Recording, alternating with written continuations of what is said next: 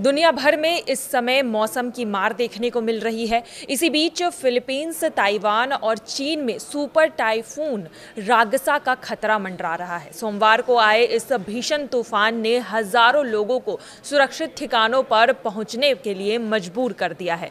School, दफ्तर और हवाई सेवाएं बंद कर दी गई हैं, जबकि तटीय इलाकों में बाढ़ और भूस्खलन का अलर्ट भी जारी कर दिया गया है। फिलीपींस मौसम एजेंसी के मुताबिक रागसा की रफ्तार 215 किलोमीटर प्रति घंटे तक पहुंच गई है, जबकि झोंकों की रफ्तार 295 किलोमीटर प्रति घंटे तक रही है।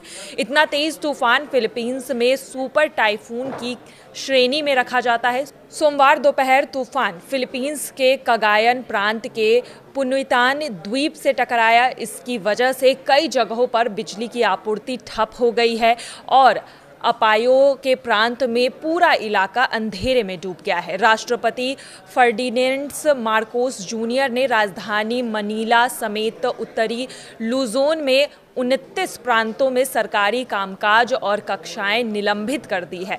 अब तक 8,200 से अधिक लोगों को कगायन में सुरक्षित निकाला गया है, जबकि 1,200 से ज़्यादा लोग इमरजेंसी शेल्टर में पहुंचे हैं। फिलीपींस में घरेलू उड़ानों को रद्द कर दिया गया है और मछली पकड़ने वाली नौकाओं और फेरी सेवाओं को समुद्र में उतरने से भी रोक दिया गया है।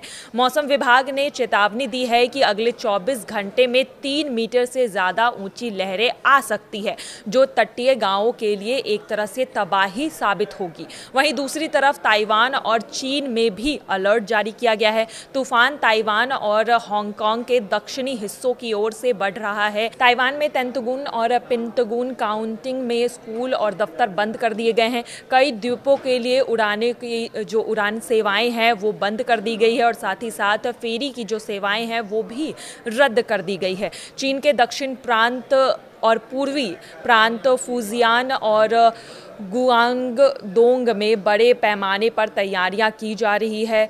सेजेन शहर में करीब 4 लाख लोगों को सुरक्षित जगहों पर ले जाने की योजना बनाई जा रही है। मंगलवार रात से ही सेजेंग हवाई अड्डे पर उड़ानों को रोक दिया गया है। हांगकांग में मंगलवार शाम 6 बजे के बाद हवाई सेवाओं पर असर पड़ेगा और 500 से ज़्यादा उड़ानें रद्द करने की संभावना जताई जा रही है।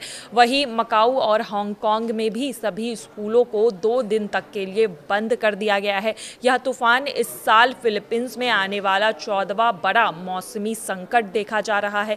चीन के मौसम विभाग का अनुमान है कि रागसा जो है वो सबसे ज़्यादा गुआंगडोंग प्रांत में 1 से ज़्यादा बार लैंडफॉल करा सकता है। स्थानीय प्रशासन ने लोगों से कहा है कि वे ज़रूरी सामान को जमा कर ले, खिड़कियां और दरवाजे मजबूत कर ले और अंडरग्राउंड इलाकों को खाली कर दे। तूफान के असर से अगले 2 दिन तक फिलीपींस, ताइवान और हांगकांग और साथ ही चीन के कई तटीय शहरों में भारी तबाही की आशंका जताई जा रही है और यही वजह है कि सरकार अभी से ही इसकी तैयारियां शुरू कर चुकी है और यही वजह है कि कई सारे इलाकों को खाली करवा दिया गया है।